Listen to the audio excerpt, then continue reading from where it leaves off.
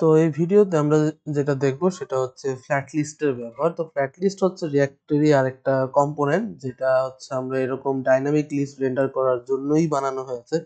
তো সেটাই আমরা আজকে দেখব। তো পার্থক্যটা কোথায়, যে আমরা যেটা করেছিলাম লাস্টে, যে টুডুস ডট ম্যাপ, টুডুস ডট ম্যাপের মাধ্যমে আমরা একটা একটা করে টু ডু কার্ড রেন্ডার করেছিলাম। তো পার্থক্যটা কোথায় ছিল? পার্থক্যটা যেটা হচ্ছে যে আমার যদি এইভাবে ম্যাপ করে জাভাস্ক্রিপ্ট ম্যাপের মাধ্যমে যদি আমি রেন্ডার করতে চাই, তো আমার ভিউজ স্ক্রিনে, আমার স্ক্রিনের হাইট যতটুকু, তার বাইরের অংশ, তার বাইরে যতটুকু লিস্ট থাকবে অতিরিক্ত, সেটাও আমার ব্যাকগ্রাউন্ডে রেন্ডার হয়ে থাকবে। তো এটা অনেকটা রিসোর্স ব্যবহার করলো এক্সট্রা করে, কারণ ওই জিনিসটা তো আমার স্ক্রিনের মধ্যে নাই, বাট তারপরেও সে ওটাকে রেন্ডার করে ফেলছে। এই জিনিসটাই হচ্ছে হ্যান্ডেল করে আমার ফ্ল্যাট লিস্ট কম্পোনেন্ট। তো সেটাই আমরা আজকে দেখব। তো এটা দেখার জন্য আমরা যেটা করব, যে শুরুতেই আহ এই এতটুকু অংশ আমি হচ্ছে অফ করে দিই, যে স্ক্রল ভিউ দরকার নেই আমার, ম্যাপ করারও কোনো দরকার নেই। তো আমার এটা একদমই ব্ল্যাঙ্ক হয়ে গেল। এখন আমি যেটা করব, যে আমি রিয়াক্ট থেকে ফ্ল্যাট লিস্টটাকে ইম্পোর্ট করে নিয়ে আসবো। যেমন দেখেন, এটা হচ্ছে আমার ফ্ল্যাট লিস্ট, কোত্থেকে আসবে? রিয়াক্ট নেটিভ থেকে, এই যে। এবং এটা আপনি সিঙ্গেল ট্যাগ হিসেবে রাখতে পারেন। তো এইখানে আমাকে কিছু প্রপস পাঠাইতে হবে। শুরুতে আমাকে যে প্রপস পাঠাইতে হবে সেটা হচ্ছে ডেটা, অর্থাৎ আমি যে লিস্টটা রেন্ডার করাবো সেটা কোন ডেটার ভিত্তিতে, আমার কোন অ্যারে অফ অবজেক্টস এর ভিত্তিতে আমার দেখাইতে হবে। তো আমরা জানি যে আমরা টু ডুস প্রপস পাচ্ছিলাম। তো আমি কি করব, যে আমার র ডেটাটা হবে টু ডুস। ওকে, দেন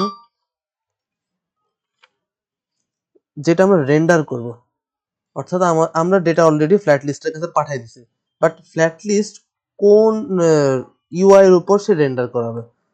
এখানে ইউআই বলতে আমি বলছি কোন কম্পোনেন্টের উপর সে রেন্ডারটা করাবে। যেমন আমরা টু ডু কার্ড নামে একটা কম্পোনেন্ট রেন্ডার ক্রিয়েট করেছিলাম, এটা দিয়েই তো আমরা আসলে লিস্টটাকে আমরা ডিজাইন করেছিলাম, তাই না? তো এখানে আমাকে আরেকটা প্রসেসে বলে দিতে হবে রেন্ডার আইটেম। এবং এই রেন্ডার আইটেম যেটা করবে, আমার কল ব্যাক ফাংশন রিটার্ন করে, যেখানে আমার আইটেম পায়। সোজা কথায় একটা একটা ইন্ডিভিজুয়াল আইটেম পাবে। লাইক অনেকটা ম্যাপের মতো, যে ম্যাপের মাধ্যমে আমরা কি পাই, প্রথম প্যারামিটারই আমরা টু ডু পাই, সেটাই সে এখানেও পায়। জিনিসটা একদমই সিমিলার। দেন আমরা এবার যেটা করব, আমরা হচ্ছে টু ডু কার্ড, এইটা আমরা রেন্ডার করে দেবো। এবং আমরা জানি টু ডু কার্ডও আমার একটা প্রপস নিবে, সেটা হচ্ছে টু ডু। দেন এই টু ডুটার ভিতরে আমি যদি বলে দিই যে আইটেম, আমরা যদি এতটুকু লিখে সেভ করি, তাহলে দেখি যে আমাদের ডেটা রেন্ডার আমাদের লিস্টগুলো রেন্ডার হয়েছে। আমাদের যতগুলো ডেটা ছিল, বাই দ্য ওয়ে এতগুলো কার্ড ডিজাইন হওয়ার কারণ হচ্ছে, মানে রেন্ডার হওয়ার কারণ হচ্ছে, আমি আবারও ওই একই কাজ করেছি, যে app.jsx এর যে স্টেটটা ছিল, সেট টু ডু স্টেট, সেটার ভিতরে আমি আবার ডামি ডেটা পাস করেছি, কারণ বারবার অ্যাড করা, আবার সেটাকে আবার ক্লিক করার জিনিসটা সময় সাপেক্ষ। তা আমি কি করছি, আমি আমার ডামি ডেটা নিয়ে নিয়েছি। তো আচ্ছা, আমরা এই মুহূর্তে কোনো টেক্সট কিছুই দেখতে পাচ্ছি না, যে অ্যাটলিস্ট তো টু ডু ওয়ান এগুলো তো দেখানোর কথা, তাই না? সেটা আমরা কেন দেখতে পাচ্ছি না? সেটা যদি আমরা দেখতে চাই, আমরা হচ্ছে টু ডু কার্ডে যাব। দেন টু ডু কার্ডে এসে আমি হচ্ছে এখানে কনসোল লগ দিয়ে দেখব যে অ্যাকচুয়ালি টু ডুর মধ্যে কি আসতেছে। এখন যদি আমি এটাকে কনসোলে দেখতে চাই, দেখেন কনসোলে আমার কাছে এই অবজেক্টটা রিটার্ন হয়েছে, দেখছেন? এই যে। এবার দেখেন, আচ্ছা আমরা এটা যদি আমাদের বুঝতে সমস্যা হয়, আমাদের একটা সিম্পল হ্যাক ছিল, যে আমরা এটা ডিবাগারটা বের করে নিব। সেটা হচ্ছে আমরা যদি কনসোলের যে প্রেস করি, যেটা আসছে না কেন, আচ্ছা আমরা একটু দেখে নিই আমাদের কমান্ডটা কি ছিল। আচ্ছা হ্যাঁ, একটু লেট করলো, যাই হোক চলে আসছে, ফাইন। আমরা এটাকে একটু অফ করে দিই। এইখানে দেখেন আমাদের যে অবজেক্টটা আসতেছে, সেই অবজেক্টটা যদি ওপেন করি, তাহলে দেখেন এখানে আরো এক্সট্রা কিছু ডেটা চলে আসছে। এটার কারণ হচ্ছে এই ফ্ল্যাট লিস্টটাই। এই ফ্ল্যাট লিস্টে আমরা যখন সরাসরি আইটেমটা এখানে পাস করতেছি, তখন ফ্ল্যাট লিস্টও জিনিসটা হচ্ছে ও কিছু এক্সট্রা মেটাডাটা পাঠায়, সেটাই আমরা অবজেক্ট আকারে পাচ্ছি।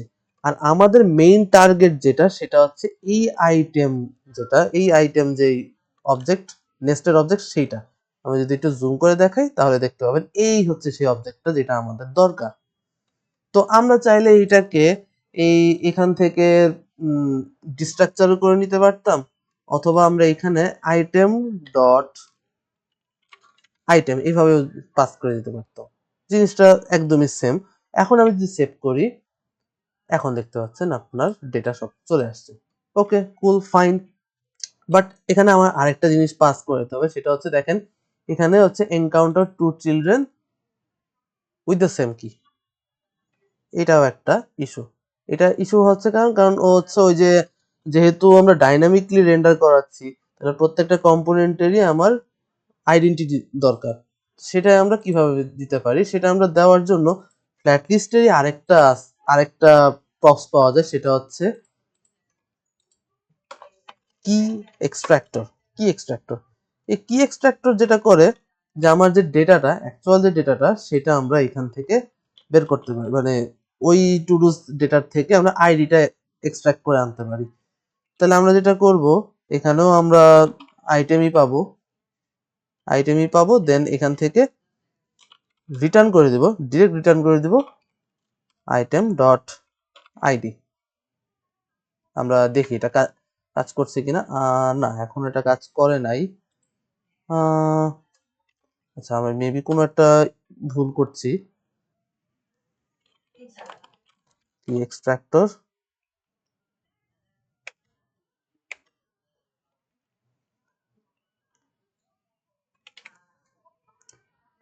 ওকে, আমরা হয়তো আমরা কোনো কারণে, আচ্ছা আমরা দেখি আইটেমের সাহায্যে কেন আমরা পাচ্ছিলাম না। আমরা জাস্ট যদি একটু কনসোল লক করি, এটাকে আমরা যদি একটু কনসোল লক করে দেখতে চাই যে কি হলো,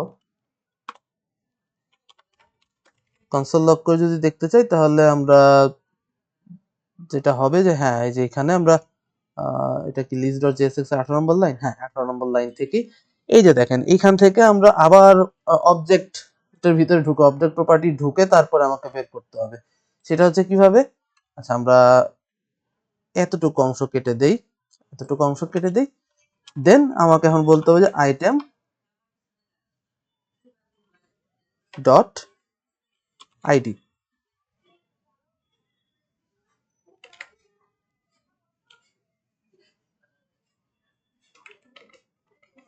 বারবার এটা আমাদের কেন এরকম ইস্যু দিচ্ছে, আমরা একটু দেখতে চাই।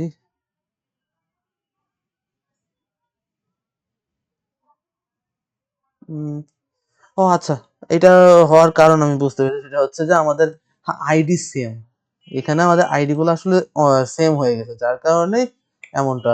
আমরা যদি এটাকে আপডেট করতে পারতাম, মানে এটা আসলে কপি পেস্টের, এমন কপি পেস্টই করেছি যে আইডি গুলো আর চেঞ্জ করা হয়নি।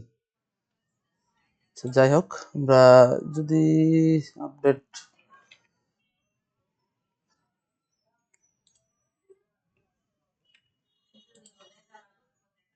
আরেকটা কাজ করতে পারি, যদি আমাদের আইডি কোনো কারণে সেম হয়ে যায়, সেক্ষেত্রে আমরা আরেকটা উপায় বের করতে পারবো। সেটা হচ্ছে যে আমাদের এইখানেও ইন্ডেক্স রিটার্ন করে, তাহলে সেই ইন্ডেক্সটাই আমরা এখানে অ্যাজ এ কি এক্সট্রাক্টর হিসেবে ব্যবহার করতে পারি।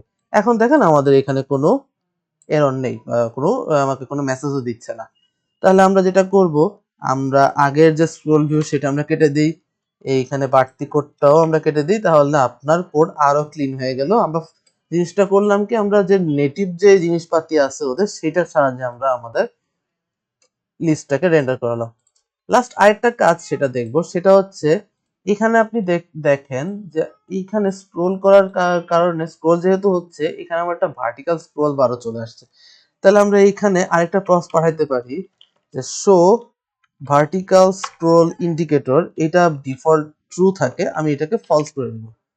তাহলে যেটা হবে, আপনার আর এক্সট্রা করে কোনো ভার্টিক্যাল স্ক্রোল আর দেখা যাবে না। ওকে, তাহলে এইটা হচ্ছে এই প্রজেক্টটা, এখানে আমরা ইতি টেনে দিলাম। আমরা লাস্ট আমাদের যে প্রবলেমটা ছিল যে আমাদের লিস্ট রেন্ডারিং এর বিষয়টা, সেটা আমরা ফ্ল্যাট লিস্টের মাধ্যমে কমপ্লিট করে ফেললাম। নেক্সট ভিডিওতে আমরা ফ্ল্যাট লিস্ট নিয়ে আরো জিনিস দেখব। তো ততক্ষণ পর্যন্ত সবাইকে ধন্যবাদ।